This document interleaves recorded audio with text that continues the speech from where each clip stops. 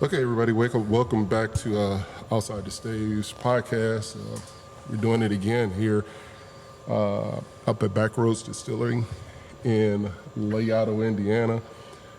Just, man, rock's throw from DuPont Road north of Fort Wayne, Indiana is this place. If you have a chance to get this way or you're traveling this way and want to check out a distillery. They're doing it so good up here. I'm sitting in here right now with the lead distiller of the Back Roads, Patrick. Yes, sir.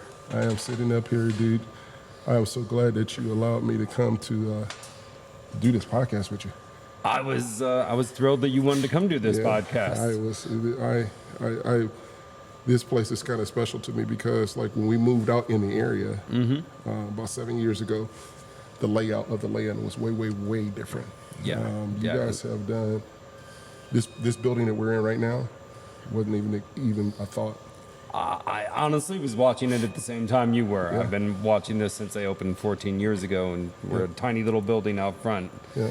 And it's expanded to what it's expanded to. It's crazy. And we used to come here. Well, we still do. Matter of fact, we're going to be here. This one would be played over when New Year's is done. But we would come out here and buy wine, and we would have to sit on the inside because the outside wasn't ready. Yeah. But you guys have done some marvelous work. We're going to be interviewing Jeremy here in just a little while, but this one, man, is all about you. All right. And I want you to tell, I'm going to move my chair up here a little bit. I want you to tell people what's going on. I mean, why this place exists. What do you do? I know you're the lead distiller. I know I'm going to be taking some videos of the still pot over there, and I want to know. I'm curious, and I'm not going to take your thunder. I want to give it all over to you. Where'd you start at? How'd you start it all off? So I actually started the very beginning of how I started into alcohol in the first place, which it's been about. I'm pretty sure it's actually been about 11 years now. I actually started off home brewing. I was in the home brewing craze like everybody else, making beer. I got really deep into it, really just had a real passion for it, and eventually I got to the point where I was so passionate about it, I quit my job and I went and worked at a tiny little homebrew shop. It was called Hops and Harvest in Fort Wayne, just off of DuPont Road. I worked there for about 2 years. I eventually got to know some people. Was working on really honing in on my craft as far as craft beer goes. And my ultimate goal was to end up with a craft brewery job. I wanted to obviously go work at like Mad Anthony's or go start a brewery or something along those lines. I got pretty good at making beer. And at the time I was at the homebrew shop, I was really learning how to help other people make better beer and find the flaws, figure out how to fix the flaws. Really honed in on my palate and just, how to taste things, how to analyze things, how to use that information to output what problems you're having with fermentation. And apparently one of the guys that I was helping teach that got offered a job at a distillery because they knew that he was really interested in making alcohol. And he's like, no, I have a great job already, but I know a guy. And he hooked us up, and I ended up working for one of the first distilleries in Fort Wayne that had opened since Prohibition. And from there, I took 7 years and really learned about as much as I could possibly learn about the craft distilling art. Of beer. No. At that point, I had moved on to distilling. Okay. So I started off in beer, but I never professionally worked in beer. I ended up going straight into distilling, which the two are vastly different. I don't know that I can even go into how much different they are, but they are very very different, but uniquely the same as well. The beer is the little brother of Distilling. distilling. Yeah. Yes, yeah. All the information I'd learned in beer translated nicely into distilling, but there was a lot of gaps in distilling that I had to pick up along those 7 years. I would say at the start of my journey into distilling, it was a little rough. Those first 3 years, I really had a lot to learn, had a lot to hone in on. But at the end of those 3 years, I was hitting my stride, and we were really climbing at that point. So when you left the beer end of it, you didn't come here directly. No, I was at Three Rivers Distilling in Fort Wayne. Okay. Yeah. Okay. Yeah. I think they moved up to Antwerp, Ohio. No, they closed. They closed here in closed. Fort Wayne. As far as I know, they are done. Oh wow. Yeah. Wow. Just the financial backer just was done doing it. I went to Belmont on West State, Okay. East State Street the other night and ran across something from Three Rivers. No kidding. Yeah. I've heard that they're still out there in the wild. Yeah. I haven't seen any myself, but Yeah. But beside all of that, like now you did the beer, then you start distilling, yep. then you came here. And then I came here, and I got to take all that 7 years of. Am I allowed to cuss on this podcast? I mean, this is my pod. You can do whatever. All right, fantastic. I was able to take all that kick-ass knowledge that I had garnered over those 7 years and start applying it here. I couldn't be more happy with how this worked out.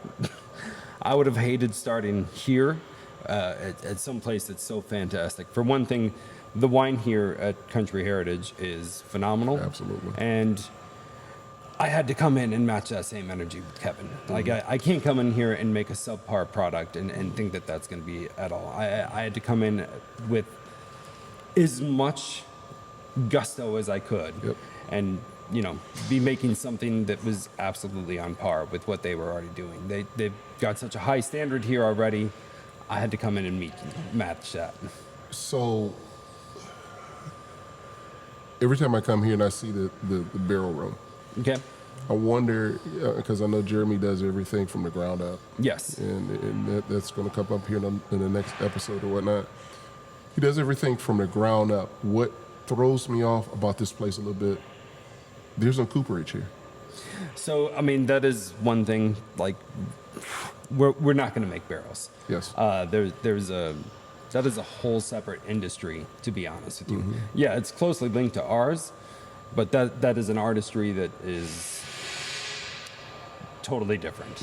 I actually worked at the cooperage for, I don't know, a couple of months when we had one in Fort Wayne. There was one here? There was one here, Ann Gray Cooperage. It was around for about 4 years. COVID unfortunately killed it, just like so many other small businesses. But it is a very interesting and artfully done craft. But it is very difficult as well. So when you guys get your barrels in, they're Yes. already charred. They're already charged. Okay. So the cooperage that you get it from, there's 3 really big cooperages. There's Canton, there's Kelvin, and then there's Speyside. Speyside really focuses on rebuilding barrels. But we get ours from Kelvin Cooperage, and they literally, you can talk to Jeremy about this, as a matter of fact. He just went on that tour. They literally are building that thing from the ground up. They make the staves individually. They make the barrel heads individually, piece everything together. They eventually raise that barrel by just placing the pieces together like a puzzle. They'll steam it and then wench that thing together so that it holds its shape.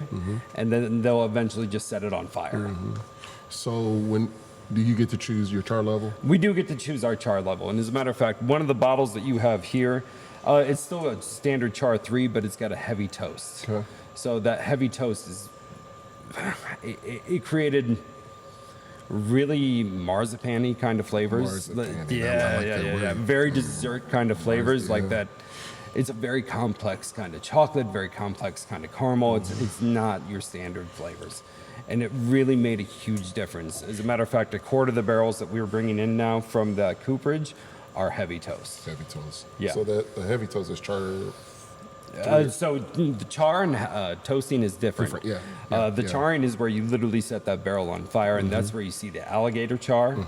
And then the toasting is literally just kind of heating up the inside of the barrel, but that toasting is where you get probably the most flavor. You're actually creating a lot of different chemical compounds by just releasing that caramel and the sugars and doing it real deep into the wood. So if you like- look at a char, it's very surface, but if you look at a toasting, it goes a lot deeper. So in your profession, Yes. everybody, like when we're doing our bourbon reviews, we'll take a Glencairn and we would do the smell and this, that, and other. We'll put it on our palate, we'll taste, and we will taste so many different things that's in this bourbon. Right. Why? I mean, even like some of a Jack Daniel's stuff, I taste a lot of banana in it. Okay. That makes no sense because So the banana is probably mostly going to be yeast-driven character. Okay. Bourbon is just like anything else. It's just like cooking, and you've got only so many ingredients that are going to go into that bourbon. You've got water, you've got grain, you have maybe 3 different types of grain, sometimes 4. Just really depends on what you're doing as far as a mash bill goes. And then you have yeast. Once you're done with that, you go to the next set, which is going to be your pot still or whatever your distilling setup is. Every single still is going to have a very unique flavor output that it creates. No 2 stills are ever going to create the same flavor. They're always going to be different. And then you have that barrel, which is going to be your final ingredient. And all of those things are going to create different profiles. So let's go talk about the grain real fast. Yep. The water, we have really nice water here. It's a well water, but we run it through an iron filter. If you taste it without any filtration other than the iron filter that we run it through, it's fantastic. It's great water. It's exactly what you would want. If it tastes good to you, it's great for distilling or mashing, fermenting. We've also done the water checks and looked at all that. It's right spot on. But after that, you have grains. So for us, one of the things that we're working with, because we do grow our own grains, we have access to lots of heirloom grains. We're working with Bloody Butcher corn. We're working with Hopi blue corn, Shaman blue corn, which is a type of popcorn. And then we're also working with a white corn. We also work with yellow dent number 2 corn, which is what everybody uses. But each one of those has such a unique flavor to itself. Hopi blue's like salty; it's kind of briny. The Bloody Butcher that we're working with tastes like peanut butter. It's wild. Sometimes it's spicy; it's got a spicy character to it. Shaman blue is just kind of unique by itself, and I don't remember the tasting description on that. I haven't gotten to work with that one in a year, and we didn't do anything individual with it, but each one of these has a very unique individualized flavor. One of the really cool things that we have, because we're a farm to bottled distillery, when we do wheat and rye whiskeys, we literally let them dry out on the field, and we bring them in fresh, picked right off the field, and we get to distill with or mash with that. The rye in particular, when we use that, it tastes like raspberries. I've never experienced that out of a rye. You don't get fruity flavors like that out of a rye, but because it's so fresh, it's producing some kind of fruity compound. So the grains are the actual component behind that gives it the fruit. They are one of the essential components. Most of the fruit should be driven by fermentation. Once again, that yeast makes a huge difference. The yeast that you select is going to drive a lot of character as well. Especially in distilling, because we don't allow anything to clean up. We let it ferment for about 3 to 5 days.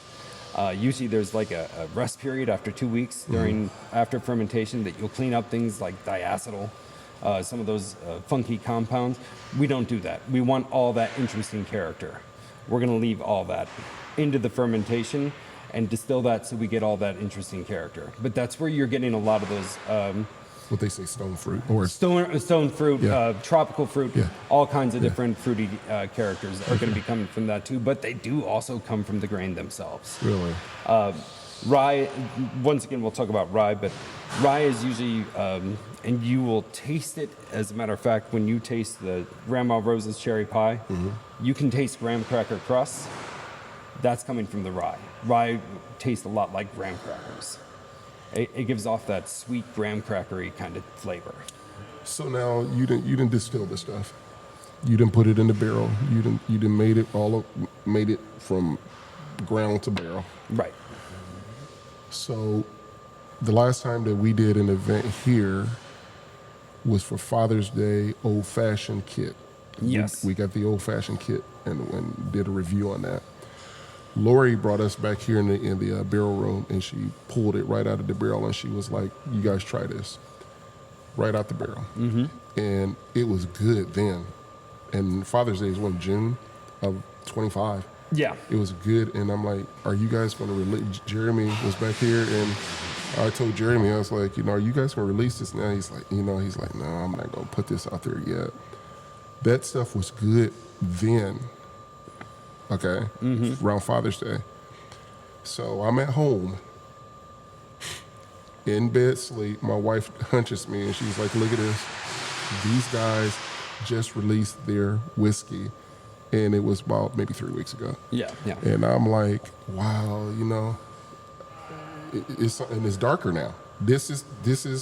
It's going to be significantly darker. Yeah. Even in the, let's see, you tried it in July. July. So even in that 5 months, you're going to pick up a lot of color.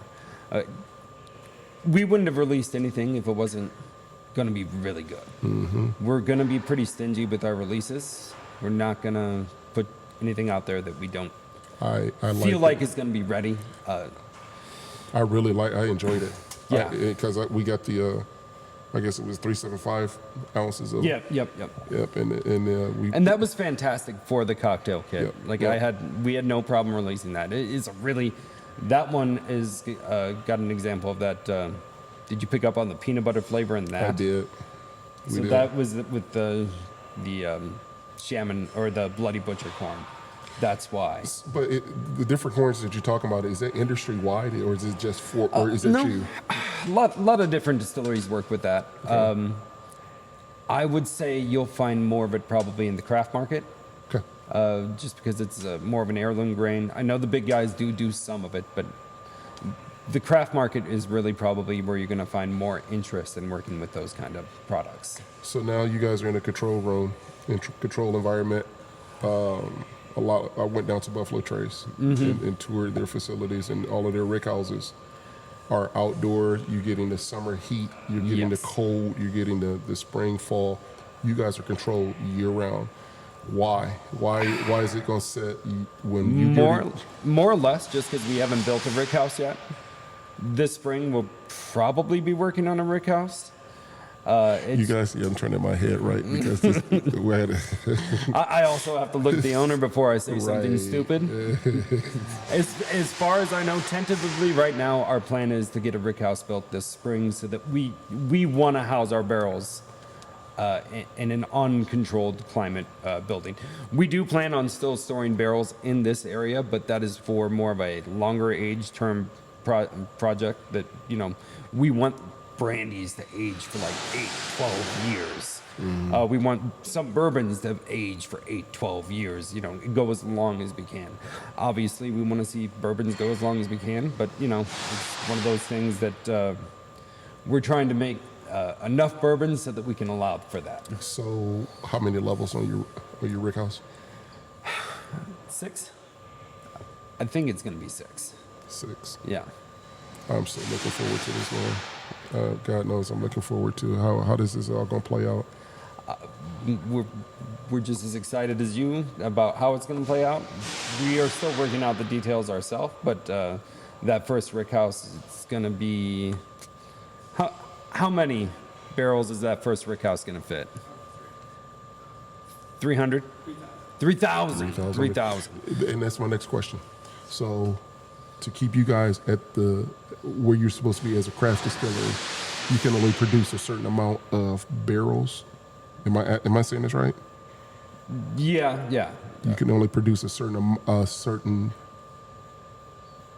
not percentage. So it depends on which licensing you're making those barrels under. Mm-hmm. So for us, we have our distiller's license. It's an unlimited amount. Okay. But as far as the craft, the artisan license goes, Yeah, we have to be very careful about our numbers about how much we produce. What's in the barrels behind us? How many proof gallons? No, what's like in them? What you got? 1, 2, 3, 4, 5.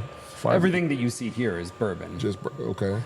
There is rye whiskey, there's wheat whiskey, there's brandies. But this is all bourbon. For the most part, it's going to be, I would say 90% of what you see back here is bourbon. Yeah. And when you guys think you're gonna be releasing it? When is it gonna be full-fledged bourbon? So you have different. We're not going to get too crazy with the releases until we at least hit straight bourbon, which is aged 2 years.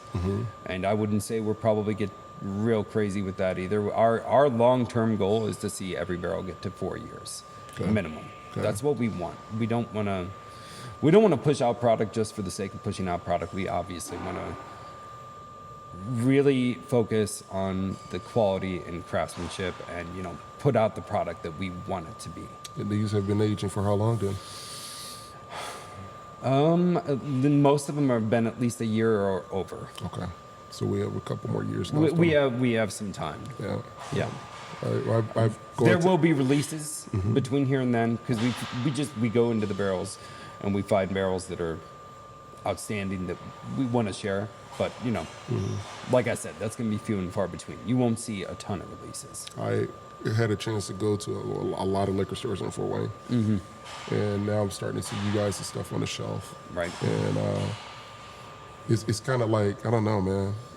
It's kind of like, I like it because like I can come in here and do this, and then I'm like, hell, here's your bottles right here, and now, I want to hone in on the craft industry. Yeah. I mean, I got Jack Daniels, Jim, Maker's Mark, Angels Envy, all that stuff. Elijah Craig, the big guys. Yeah. They're staples. Right. I want to hone in on the craft end of it, because what's happening is, like I just said earlier, the craft industry is ready to make a lot of noise. Yeah. Like for instance, like down MGP in Penelope. Yep. Penelope's doing big things, but people don't realize what you guys are doing here locally, and that's where we're really going to sit out and push out for you guys. Well, it's awesome. This bottle right here, what is that? Was just released. So this one here? Yep. That is our 29% whiskey. So it's an American whiskey. It's made with 29% rye, aged for 1 year. Literally, like, we found this barrel and just kind of sat on it because we knew it was going to be special. And we wanted to at least have something that we could share as far as whiskey goes on that 1 year mark, kind of an anniversary bottle. And this was the one. It is remarkable. I've heard. Have you gotten to try it yet? I'm going to, but I'm going to let the guys do the review. I heard about some guys that came here and bought this bottle. And they said it was really good. Yeah. We were down last week. We did an event down at the Fairfield. Steve Armstrong was on the podcast then, and he let me try not the apple pie, cherry pie. Cherry pie, yeah. And I had a communion cup full of it, and I'm like, I didn't want to tell him, but it wasn't enough. I ain't going to tell him. I'm like, he looked at me kind of strange when I was opening it. I'm like, yeah, I'm going to try this. I'm going over to Jeremy and get me a bottle of this, because it was good, man. That one's a crazy bottle. That lot of R&D went into that, and then just even as far as that naming, kind of came to it just very naturally. Ironically, when we were doing this, we tried so many variations of this, trying to find the right flavor profile, just something that would actually be true to what it was. And when we finally found the actual version that we were looking for, it was Looters that actually were trying it, and they started talking about this tastes exactly like Grandma Rhodes cherry pie. She used to make this for us once a year at Thanksgiving, I think it was, or whatever holiday it was. They literally tasted their grandma's cherry pie out of it. So your DNA is behind that. What's that? I said your DNA is. Not my DNA, but their DNA. Okay, so check this out. I tried it, and Steve let me try it last week, and he said, "What's the first thing you taste?" And I'm like, "Your mouth just blows up with cherry." Oh yeah, tart cherries, too, fresh cherries. Yes, and then I'm like, "But what I'm missing is the alcohol." And he said, and it's so smooth. That's a serious, dangerous drinker. It has a little bit of warmth, Very little. when you're done, but really it just tastes like it's probably a warm cherry pie. You just swallowed a warm cherry pie. Is really what that feels like. Yeah. There's a little bit of that baking spice there, and then like I said, the graham cracker crust that you do taste is literally just the whiskey carrying its own flavor forward, which is wild. Tell me this: what's on for research and development? What's coming out? What's the big thing that's coming down the pike here? There's a couple that I'm really gonna get working on. As far as the flavored varieties go, we're working on a vanilla flavored whiskey. We also want a matching vanilla flavored vodka. We're releasing a blue raspberry flavored vodka that's really meant for cocktails. We are working on it's not going to be called this, but I'm going to be working on an Oreo flavored vodka. When I was at Three Rivers, I had worked on this before, and I just never got around to completing it. We're going to complete it now. So that's one of the big goals for this year.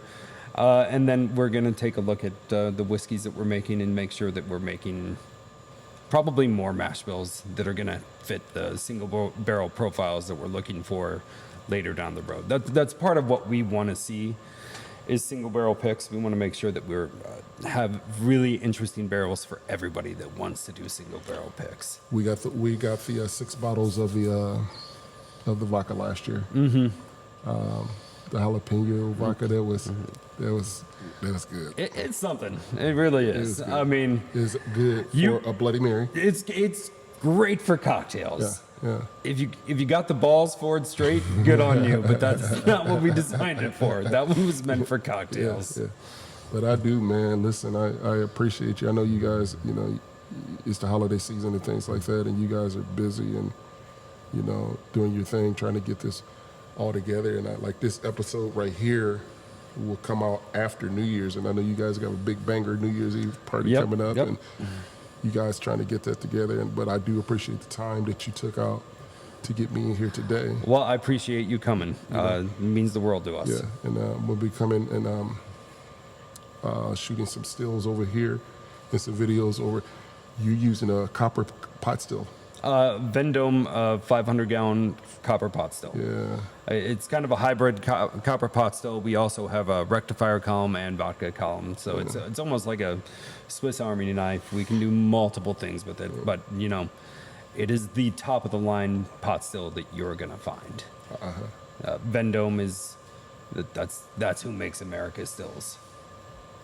I appreciate you so much, man. I appreciate you coming. So we're going to be hanging out, and we're definitely going to be staying with you guys for when this. We'll be around. Yeah, I know. Yes, we're going to be around.